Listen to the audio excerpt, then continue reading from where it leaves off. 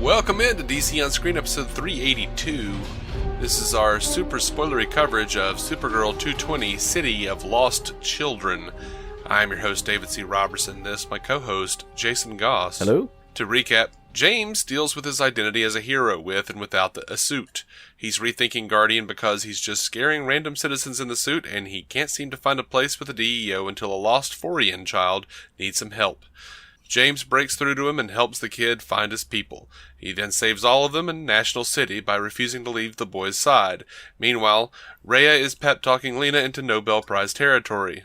Lena gets the portal working, and Rhea announces herself and her dubious plans to Kara, the DEO, and eventually all of National City, as she rigs the portal to let Daxamite warships through to Earth.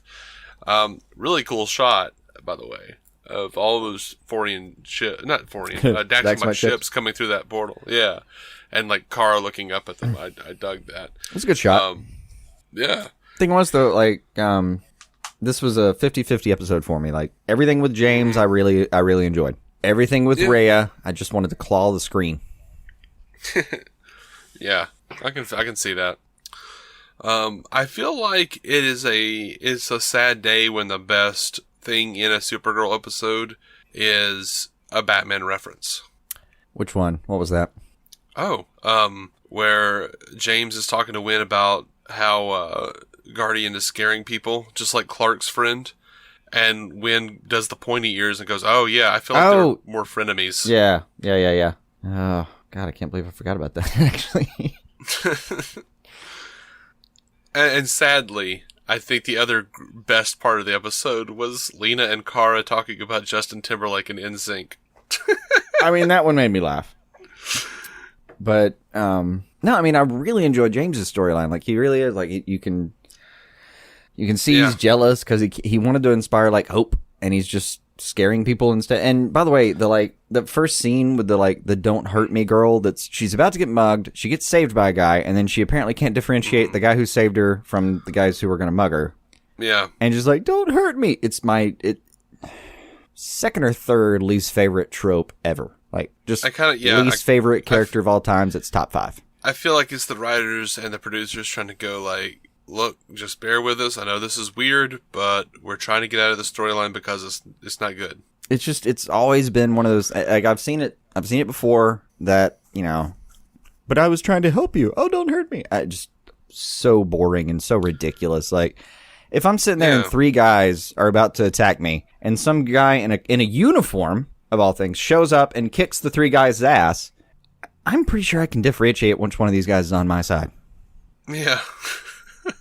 One is literally in a uniform. Yeah, I thought it was ridiculous, but it's whatever. Bad. But I mean, I get what it sets up. It just I hate that character. I didn't care for the James storyline as much this episode as you did, I guess. But I thought he did a good job. McCad Brooks did a really good job. No, he did a great job. I like the story too. Like, he connects with his kid. Like, he's having trouble figuring out what he can do to help the DEO. Like, he really is just it's a very like existential episode for James. And he finally does kind of, the DEO finally needs him. Like, John even admits, we can't do this without you, and he's the one who's giving him guff up front, and doesn't really mean to be mean, but it's kind of, for where he is right then, it's kind of mean. Right.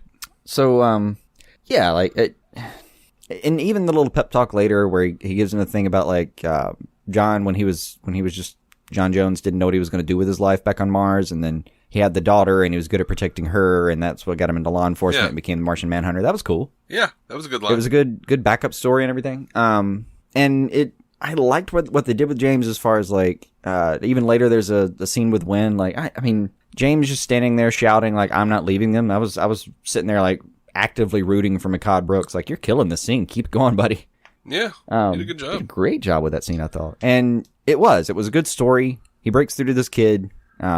He manages to connect with a kid who is so powerful that he, like, represents portions of the autism spectrum, He's kind of, like, so closed off in certain ways that's what it reminded me of. Okay, well, just diagnostically, but like, it's hard to break through though to certain people, and like he does, and it's a real emotional story for me that I liked. And then even later with Wynn, like, kind of cheering him on after they've broken through and the Phorians aren't, destroying the city anymore. It's what does Wynn say? Like, that's a hero without a suit or something. Yeah. I loved all that. And, like, he has a purpose, and I don't know, I guess they just need to kind of redesign Guardian's suit so it's a little more fan-friendly. I don't know if they're doing that or if they're trying to work themselves out of him not being Guardian anymore. I like him being Guardian. I just felt like they were going to add some yellow and blue and, call it a day. Maybe color it up a little bit. Yeah. Yeah, I don't know. But the thing is, like, I liked that emotional storyline. And then you go over to Rhea and Lena, and I just hated it. I hated everything about it. Yeah. Like, I'm not a big fan of emotionally manipulative big bads. Yeah. That's not my favorite thing. And that's on me. I didn't really buy it because Lena is a Luthor. You would think she would be used to emotional manipulation. Kind of, yeah. And, I mean, she, like, the first time Rhea tries something on her, she spots it immediately. Mm-hmm. This is not a dumb girl, man. I mean, she figured out something that Lex probably wouldn't have figured out. And that pep talk about, like, power and balance, that was just weird. Like, I didn't feel like that pep talk would have actually resulted in the insight that was... This is Nobel Prize winning stuff. And she just talks about, like, well, put yourself in your position instead of your brother's. Screw that. Come on. This woman heads a company by herself. Uh-huh. You're telling me she can't, like, get herself out of her brother's mindset for half a second when she wants to? Yeah. That wasn't a believable storyline for me. And Lena's whole thing leading up to this is, I'm not my brother, I'm not my mother. Yeah. And then she has to be talked out of being her brother. And suddenly she's like, well, I hadn't thought of it, but I would do this thing that's obvious to fix it. Just bullshit. I call bullshit on all that. But this is one of those where they didn't do quite as good of a job of tying the A and B plot together because they tried. You have the mentorship between James and Marcus, and then they're trying to do it with Rhea and Lena, and I'm just like, eh. Yeah, I mean, physically it worked, but thematically it was just way different. And it was because I wasn't buying that Lena needed her mentorship. Just wasn't buying it at any point. Lena and Kara hanging out is a way more conducive relationship for Lena than Rhea being involved at all. Yeah. And they made that obvious within the episode. I was buying Lena being manipulated almost as little as I bought that crap where Marcus magically found that place way too easily. Yeah.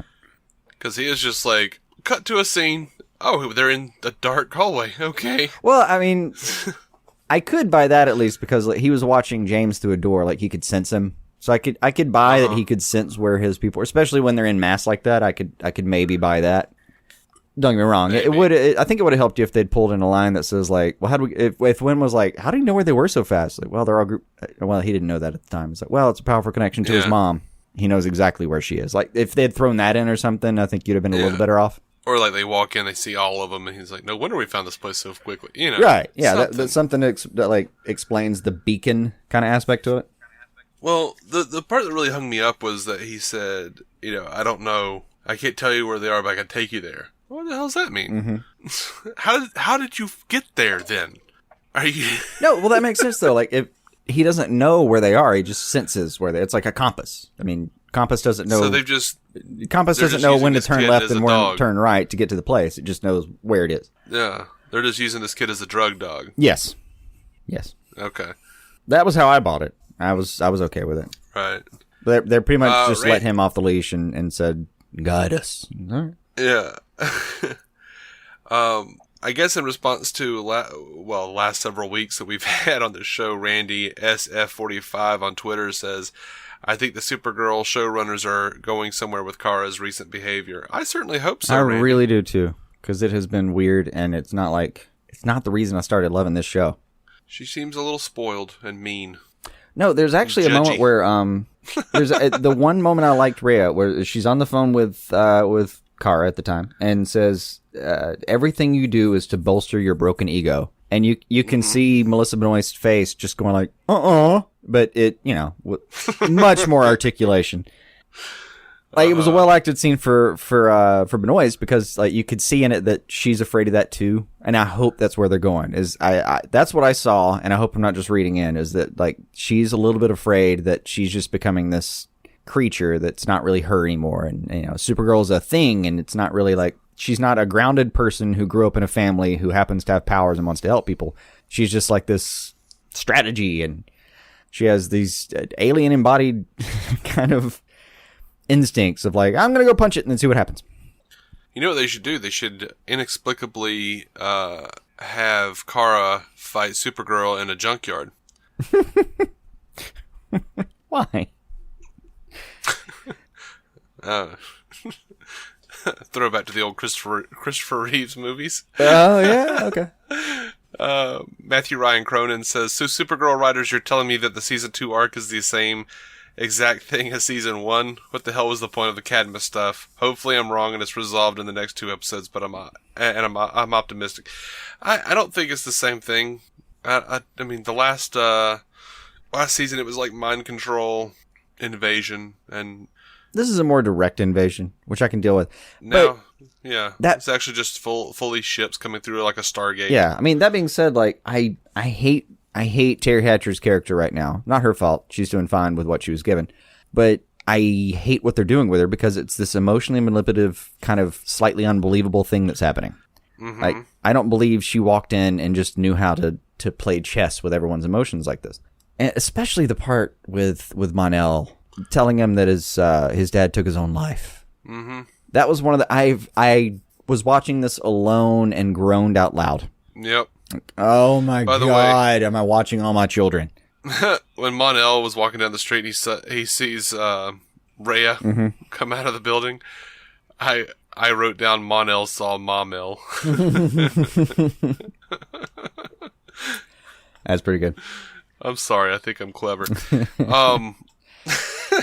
One other cool part of James's story. Like, apparently he was emotionally closed off, like, since his dad's death until he met Clark. Uh-huh. I liked that. I did too. Like, the two people that feel alienated, one more figuratively and one more literally, kind of find each other. And, like, I like the idea that, like, Clark's optimism kind of draws him out a little bit. And James is a very optimistic character. Like, he's a shining light for the most part. He's very rarely kind of a dark guy.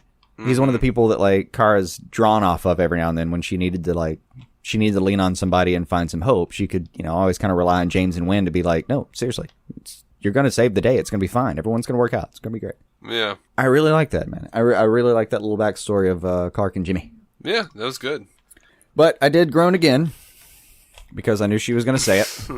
Right. Welcome to New Daxam. I just knew. Mm-hmm. I knew those were the next 4 words out of her mouth. Yep. And I did too. I mean, I like the ship's taking over, but that being said, like, I don't like her as an emotional villain. Yeah. But the problem is, like, I don't like big bads to be like an emotional thing in a show like this. It's different when it's a more down to earth drama. That's kind of what I want, actually. But in a show like this, I want it to be Supergirl versus somebody really powerful, like, I don't physically know about powerful. That.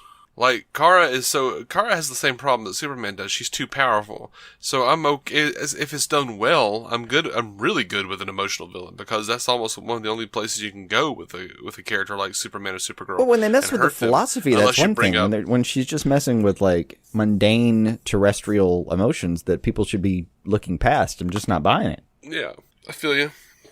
Okay, so next week, looks like Cadmus and Supergirl and the DEO are teaming up. Why not? That's what it looked like. It's like, hey, we don't like these aliens, so we'll just fight these aliens. Yeah. You know what?